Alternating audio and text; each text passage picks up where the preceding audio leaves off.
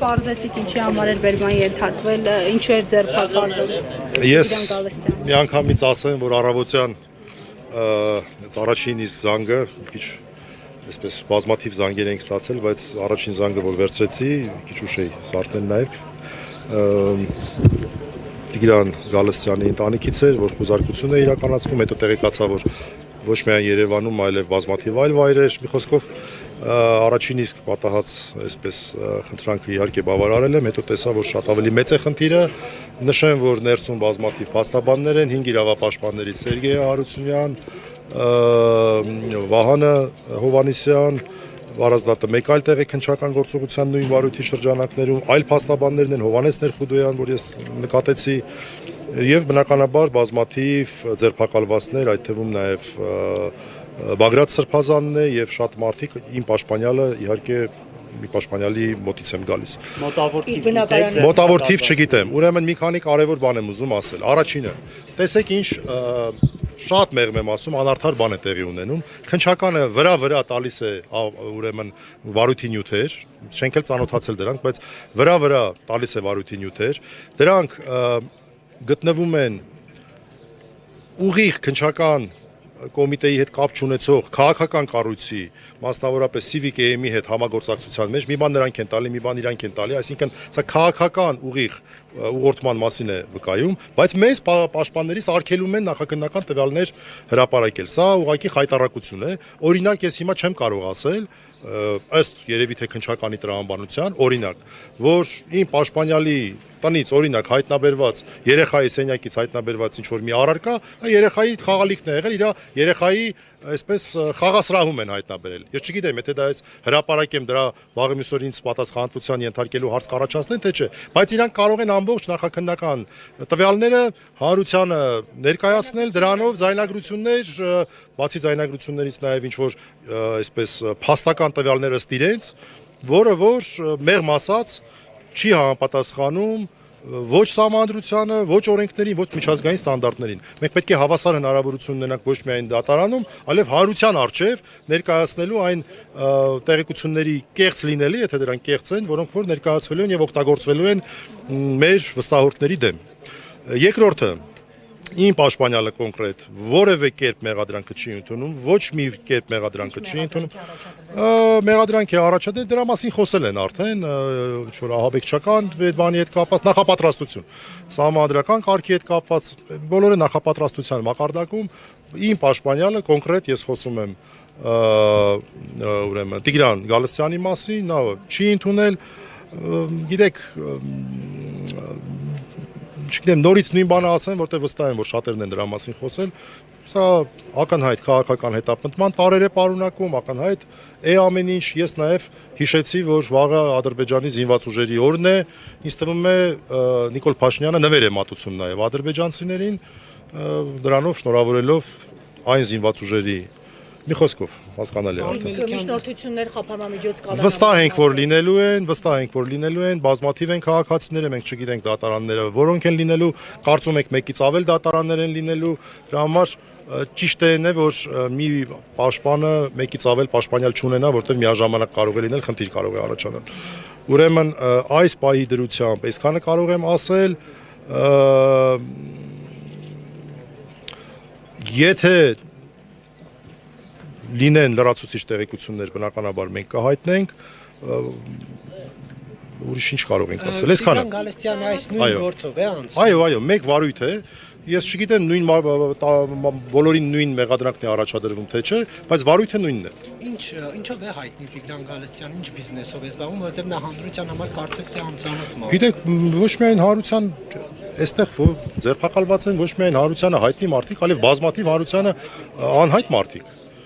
Դա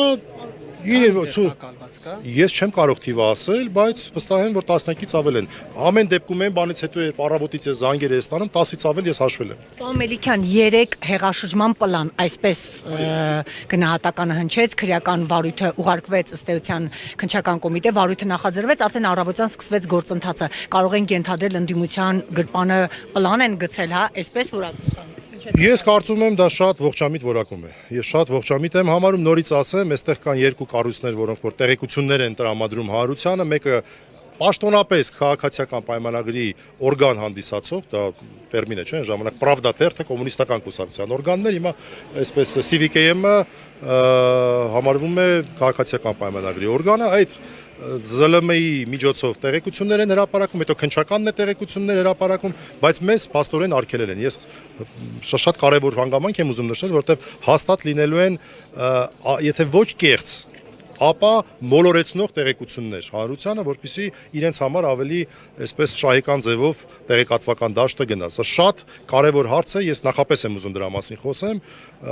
ինձ նախազգուշացրել են, վստահ եմ մյուս բոլոր պաշտպաններին էլ են նախազգուշացնելու, սա կարևորագույն խնդիր է նաև լրատվամիջոցների համար։ Եթե դուք չեք հրապարակելու նախաքննության տվյալներ, մի հրապարակեք եւ Okay, այդ դեպքում դեռ կարելի է մտածել ինչ որտեղ, որ արգելում են մեզ, բայց որ դուք արդեն հրապարակում եք, տվյալներ եք գցում ցանց, ինչպես կարող եք մեզ զրկել դրանց վերաբերյալ ողջամիտ պարզաբանումներ տալու հնարավորություն։ Այսինքն հնարավորություն չտալ ձեզ ընդհանրապես խոսել, որևէ բան ասել, ձեզ զսպել։ Տվյալներ է, այո, սա առաջի անգամ չի որ օգտագործվում է, բայց այս անգամ շատ ավելի անարդար է, որովհետև նորից ասեմ, ի տարբերություն մեզ նրանք իրենց գործողությունները արդեն կատարում են։ Պարոն Մելիքյան, իսկ ձեզ հայտնի է քննչական կոմիտեի հրապարակած ձայնագրությունները, որտեղ ասում են 2 հոգու պատի տակ գյուլնում ես, մի 15 հոգի էլ դնում ես բանտը, պրծավ գնաց, սաղ բնաջնջվում են, գնդակահարում ես, ընտանիքին էլ փոխհատուցում ես տալիս, ձևավորելու մասին, գործողություններ անելու մասին եւ այնտեղ լսվում է Բագրատ arczepiskopos Գալստանյանի ձայնը, սա արդյոք խնդրահարույց չէ, դուք սա ինչպես եք մեկնարկում։ Սկսենք դրանից, որ մենք այս պահին ունենք ընդամենը ես նախ ծանոթ չեմ դրանց, ժամանակ չի եղել ծանոթանալ։ Երկրորդը, ես ձեզ հավատացնում եմ, որ օրական ես տասնյակ անգամներ եմ լսում խոսակցություններ մոտավորապես նույն բովանդակության, որովհետև մարդիկ այսպես քաղաքական առումով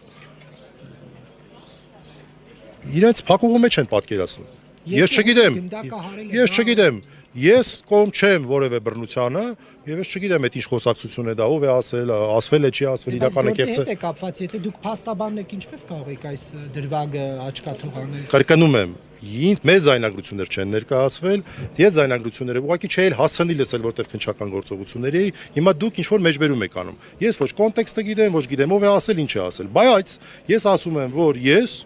հայտարարում եմ, որ շատ հաճախ եմ լսում նման խոսակցություններ։ Ես դրանք չեմ ողջունում, բայց շատ հաճախ եմ լսում խոսակցություններ նրա մասին, որ քանի որ իշխանությունները անընդհատ դիմում են ապօրինությունների, ուրեմն միգուցե ճիշտ ճանապարհը ավելի բռնի գործողություններն է։ Ես հաճախ եմ այդպիսի բաներ լսում։ Նորից ասեմ, ես դրանք չեմ ողջունում։ Սրբազանից չէ, առհասարակ շատ տարբեր ես որպես հանրային կերպար մեկ էլ փողոցում ինձ մոտենում են, ես չգիտեմ այդ մարդիկ ուղարկված են, թե սովորական մարդիկ են, հավանաբար ուղարկված ոչ բոլորն են, եւ շատ հաճախ են ինձ նման բաներ ասում։ Ես ուզում եմ դա ասել, թող մեր քաղաքացիներն էլ տեսնեն, թե այդպիսի խոսակցություններ իրենց խոհանոցներում հաճախ են լինում, թե հաճախ չեն լինում, եւ այդ խոսակցությունները կարելի է դիտել որպես պլանավորում։ Ներողություն, պարոն Մելիքյան, քաղաքացին ասի, որը չգիտեմ ինչ որ մի խնդրից է, մի պետական կառույցից դուրս է եկել եւ ասում է պետք է օրինակի համար ռում գցել սրա վրա, չէ՞ կարծում որ դա այլ բան է, բայց երբ որ ներողություն հարցս վերջացնեմ, քաղաքական process-ների մեջ գտնվող մարդն է ասում 2 հոգու գյուլես 15 հոգու էլ տանես բանտ բնաջնջես, չէ՞ կարծում որ դրանց կոնտեքստները տարբեր էլի քաղաքականությամբ զբաղվողին այլ կերպ են կալում, նա դա եղած քաղաքացուն այսպես ասած այլ։ Մենք ունենք հետեւյալ իրավիճակը։ Քննչական կոմիտեն իր համար ձեռնտու ձևաչափով հրապարակել է որոշակի ուրեմն ձայնագրություններ։ Ես ոչ դրանք լսել եմ, ոչ էլ տեսել եմ։ Ես չգիտեմ դա իրականությանը համապատասխանում է թե օրինակ AI սարքասն է։ Չգիտեմ, չեմ կարող իմանալ։ Ես չգիտեմ դա Բագրատ Սրբազանն է, թե որևէ ուրիշ քաղաքացի է։ Հիմա դուք ինձ հարց եք տալի, ելնելով ենք անխավարկածից, որ դա այո իսկապես ասվել է Սրբազանի կողմից, իսկապես ասվել է ինչ որ գործողություններ ենթադրաբար պլանավորելու համատեքստում։ Ես չեմ կարող այդպիսի հետևություն գալ։ Ձեր հետագա քայլերը, պարոն Մելիքյան։ Մեր հետագա քայլերը դե մեզնից չի կախված։ Ես ենթադրում եմ, որ մեզ հրավիրելու են, ես ենթադրում եմ, որ դատական նիստ է լինելու, քանի որ շատ են, կարծում եմ, մեկից ավել դատարաններում են, կարծում եմ դատարաններում են լինելու, հա, մի կարևոր բան ասեմ, իրավական հարց ասեմ, բոլորը ձերբակալված են 24 ժամվա ռեժիմով։ Այսինքն ոչ թե 72, այլ 24 ժամվա ռեժիմ ունեն, հավանաբար այսօր երեկոյան ենթադրում եմ պետք է արդեն դատարաններ մուտք անեն, դատարաններն էլ պետք է նշանակեն կոնկրետ դատավորներին, մեզ նյութերը տան մենք ծանոթանանք, կարողանանք պաշտպանություն իրականացնել, ենթադրում եմ գիշերը լինելու է բավական ծանրաբեռնված բոլոր այն պաշտպանների համար, ովքեր որ ներգրավվում են։ է։